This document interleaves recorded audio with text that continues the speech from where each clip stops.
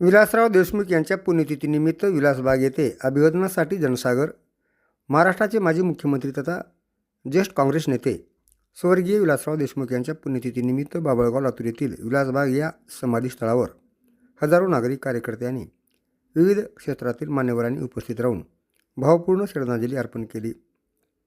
यावेळी खासदार डॉक्टर शिवाजी काळगे, नांदेडचे खासदार रवींद्र चव्हाण, आमदार अमित देशमुख, आमदार संजय बनसोडे, माजी मंत्री दिलीपराव देशमुख, माजी आमदार धीरज देशमुख, जिल्हाधिकारी डॉक्टर भारत बाष्टेवाड, तहसीलदार सौदागर तांदळे यांच्यासह काँग्रेस पक्षाचे पदाधिकारी, विविध राजकीय पक्षाचे कार्यकर्ते आणि मोठ्या संख्येने नागरिक उपस्थित होते.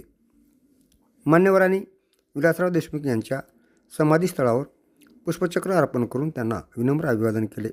त्यांच्या नेतृत्वाखाली महाराष्ट्रात झालेल्या विकासकामाची, सर्वसामान्यांशी असलेल्या जिव्हाळ्याच्या नात्याची आणि राज्याच्या प्रगतीसाठी दिलेल्या योगदानाची यावेळी आठवण काढण्यात आली.